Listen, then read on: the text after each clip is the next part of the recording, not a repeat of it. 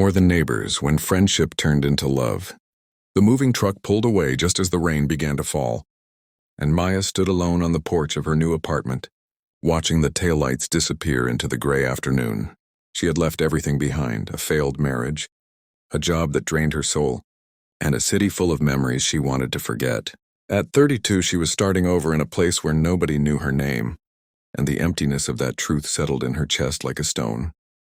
She wiped her eyes, unsure if it was rain or tears on her face, and turned to face the hollow rooms that would somehow have to become home. The next morning, exhausted from a sleepless night on an air mattress surrounded by unpacked boxes, Maya heard a knock at her door. She opened it to find a woman about her age holding a casserole dish, her dark curls pulled back in a messy bun, her smile warm and genuine, in a way that seemed almost foreign, after the cold politeness Maya had grown accustomed to in her old life. The woman introduced herself as Leah from the apartment next door, said she'd heard someone moving in and thought a home-cooked meal might help with the transition. Maya invited her in, surprised by how easily conversation flowed between them as they sat on the floor among the boxes, eating chicken and rice with plastic forks. Leah was an art teacher at the local high school, passionate about her students and unguarded in a way that made Maya both envious and cautious. They talked for 2 hours that first morning, and when Leah finally left, Maya realized she'd laughed more in those 2 hours than she had in the last 2 years of her marriage. The friendship that grew between them over the following months felt like sunlight breaking through clouds. Leah had a way of showing up at exactly the right moments when Maya was struggling to hang curtains, when she came home defeated from job interviews, when the silence of her apartment became too heavy to bear. They fell into an easy rhythm of morning coffee on Leah's balcony before work, weekend farmers' market trips, and long evening walks through the neighborhood as autumn painted the trees in shades of amber and gold. Leah introduced Maya to her circle of friends, a diverse and accepting group who welcomed her without questions about her past. For the first time in years, Maya felt like she could breathe. She found work as a freelance graphic designer, slowly rebuilding not just her career but her sense of self. And through it all, Leah was there, steady, supportive, and somehow essential in a way Maya couldn't quite name. But somewhere between the shared dinners and the comfortable silences, something shifted. Maya began noticing the way her heart would lift when she heard Leah's knock at the door, the way she found herself thinking about her friend at odd moments throughout the day, the way Leah's laugh seemed to light up something deep inside her that she thought had died. At first, she dismissed these feelings as gratitude, as the natural attachment that forms when someone saves you from drowning. She'd been married to a man for 7 years, had never questioned her sexuality, had never looked at another woman and felt this pull, this ache, this overwhelming desire to be close to someone. But the feelings only grew stronger, more undeniable, until Maya found herself lying awake at night, terrified and confused by the realization that what she felt for Leah was far more than friendship.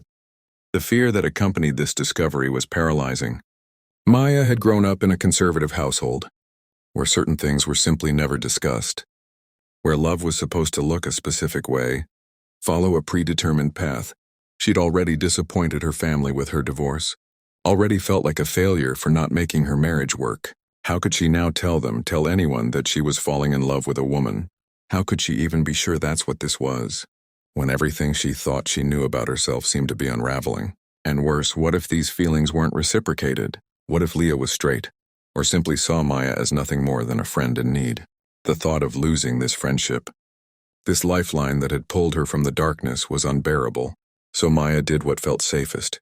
She said nothing, buried her feelings deep, and tried desperately to maintain the status quo even as her heart threatened to betray her with every shared glance and casual touch.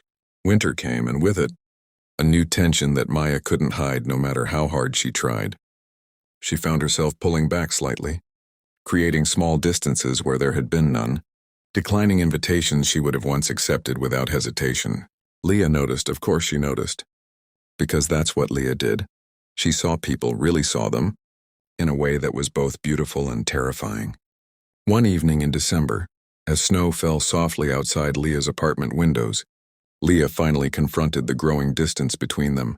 She asked Maya directly if she'd done something wrong, if there was a reason Maya seemed to be disappearing.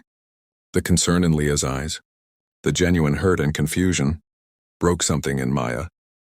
She found herself crying, the kind of deep, shaking sobs that come from months of holding everything in, and Leah held her without asking questions. Just held her until the storm passed. When Maya could finally speak, the words tumbled out in a rush of fear and honesty. She told Leah everything about the confusion, the feelings she couldn't name or control, the terror of losing the one good thing in her life, the shame of not understanding her own heart. She apologized for the distance, for the weirdness, for whatever this was that had complicated their perfect friendship. She expected Leah to pull away, to be uncomfortable or confused or disappointed. What she didn't expect was for Leah to take her hands, to look at her with eyes full of tenderness and something that looked almost like relief, and to say very quietly that she'd been waiting months for Maya to be ready to have this conversation. Leah explained that she'd known she was gay since college, that she'd come out to her family years ago and had navigated the challenges that came with living authentically in a world that didn't always understand. She'd recognized something in Maya from the beginning, a brokenness that seemed familiar, a searching quality that went beyond the obvious trauma of divorce. She'd fallen for Maya gradually, the way sunrise happens, and had been holding back her own feelings because she didn't want to push, didn't want to influence or confuse someone who was clearly figuring things out. She'd chosen friendship over her own desires because she believed Maya needed a safe space to heal, and she'd accepted that this might be all they would ever be to each other. But hearing Maya's confession, understanding that the feelings were mutual, felt like permission to finally be honest about everything she'd been holding inside. They spent that entire night talking, really talking, about identity and fear, and the courage it takes to choose love even when it looks different than what you expected. Leah shared her own journey of self-discovery, the challenges and joys of coming out, the freedom that came with finally living as her authentic self. Maya asked questions she'd been too afraid to voice, explored feelings she'd been too scared to examine. They talked about what this might mean, what they might become to each other, and acknowledged that there were no guarantees, no roadmap for navigating this new territory. But as dawn broke over the snow-covered city, as they sat close together on Leah's couch wrapped in shared blankets, Maya felt something she hadn't experienced in years: hope. The transition from friendship to something more was both terrifying and natural.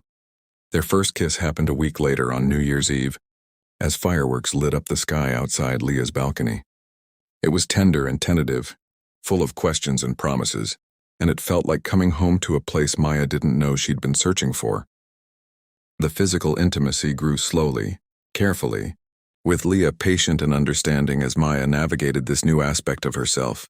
But it was the emotional intimacy that truly transformed Maya, the freedom of being fully seen and fully accepted, the joy of loving someone who celebrated rather than tried to change her, the relief of finally understanding why her marriage had always felt like wearing clothes that didn't quite fit. Of course, the path wasn't without obstacles.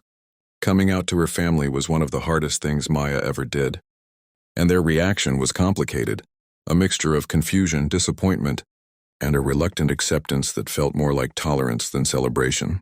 Some friendships from her old life fell away when she told her truth, unable or unwilling to reconcile this new reality with the person they thought they knew. There were moments of doubt, times when Maya questioned whether she was making the right choice, whether love was worth the loss and judgment that seemed to come with it. But Leah stood beside her through all of it, not as someone who had all the answers, but as someone who understood the journey because she'd walked a similar path herself. By the time spring arrived, bringing with it the promise of renewal and growth, Maya had made peace with her new identity. She wasn't just Maya who had been divorced and lost. She was Maya who had found herself, who had discovered that love wasn't constrained by gender or expectation, but was simply the connection between two souls who truly saw each other. She was Maya who had been brave enough to follow her heart, even when the destination wasn't clear, who had learned that sometimes the greatest gifts come wrapped in packages we never expected to receive. And she was Maya, who had found in Leah not just a partner, but a mirror reflecting back all the possibilities of who she could become. They moved in together that summer, merging their apartments into a shared space that felt like the home Maya had been searching for her entire life. Leah's art covered the walls, bold, colorful pieces that reflected the vibrant life they were building together. Maya's designs flourished as she finally felt free to create from a place of authenticity rather than obligation. They built a life rich with small moments. Lazy Sunday mornings, dinner parties with chosen family, quiet evenings reading side by side, and with big ones too, like meeting each other's extended families, celebrating anniversaries, and dreaming about a future that stretched out before them full of possibility. If this story has touched your heart, if you felt the struggle of discovering who you really are or the joy of finally finding where you belong, please take a moment to like this video and share it with someone who might need to hear this message. Sometimes we all need to be reminded that it's never too late to choose authenticity over fear, and that love, in whatever form it takes, is always worth fighting for. Your support helps stories like Maya and Leah's reach others who may be on their own journey of self-discovery. One evening in late autumn, exactly 2 years after Maya had first arrived in the neighborhood broken and alone, she and Leah sat on their balcony, watching the sunset paint the sky in shades of pink and orange. Maya thought about how far she'd come, how much courage it had taken to admit the truth to herself and to the world, how transformative it had been to choose love over fear. She thought about the girl she'd been, trapped in a life that wasn't really hers, and the woman she'd become, finally free to love authentically. Leah reached over and took her hand, their fingers intertwining in a gesture that had become as natural as breathing, and Maya realized that sometimes the greatest love stories begin not with grand gestures or dramatic declarations, but with a simple knock on the door and a casserole dish offered by a neighbor who becomes so much more. Please share in the comments below if you believe in the power of authentic love and the courage it takes to follow your heart, no matter where it leads. Your words might be exactly what someone else needs to hear today. They'd started as neighbors, strangers separated by nothing more than a thin wall. They'd become friends, finding in each other the kind of understanding that makes life bearable. And then, when fear could have driven them apart, they'd become something more: partners, lovers, home for each other in a world that wasn't always kind to love that looked like theirs.